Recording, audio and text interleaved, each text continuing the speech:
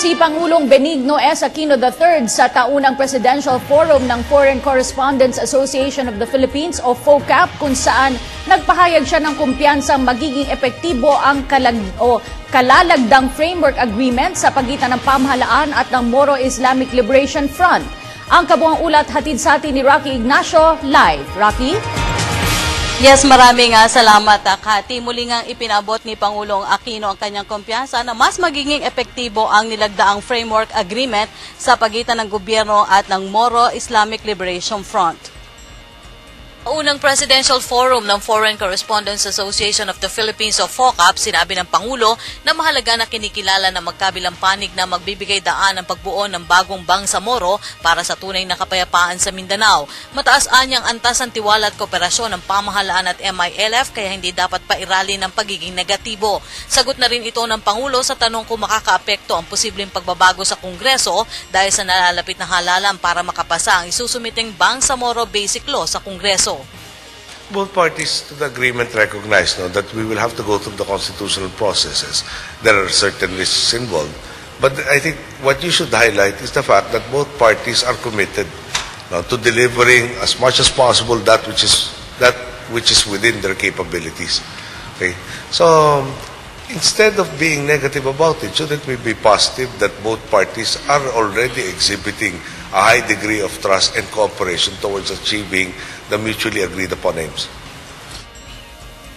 Nagsalita ang Pangulo sa gitna na rin ng pag-angal ni dating MNLF Chairman Nur Miswari na mas magiging magulo umano ang Mindanao dahil sa pagbuo ng bagong political entity. Pero gate ng Pangulo, dapat tanggapin ni Miswari na hindi naging epektibo ang Autonomous Region in Muslim Mindanao para ibangon sa karahasan at kahirapan ng Mindanao. With regards to Chairman Miswari's statements, this might be a failed experiment. It is in the realm of possibility, but what is reality is that the armed experiment is failed or has failed. And therefore, would it be prudent on our part to continue the failed experiment and the structures that led to a worsening of the situation? Or should we, as rational beings, step back and say, where were we wrong and how do we address and how do we correct it, so as to address the aspirations of our brothers in the arm or the new political entity?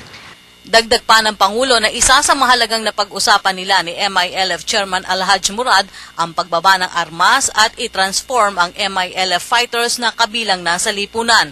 Nais ang Pangulo na agad maisumite ng MILF sa gobyerno ang priority list upang gawing normal na ang buhay ng mga freedom fighters. He did say that their fighters should be made to feel that this was a right decision on their part. So there should be benefits that they would accrue from entering into this framework agreement.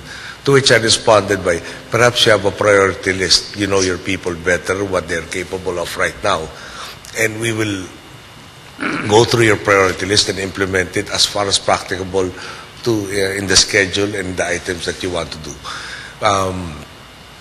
Dean Leonan is still in contact with them to precisely come up with that list of to transform the fighters to reintegrate them into society.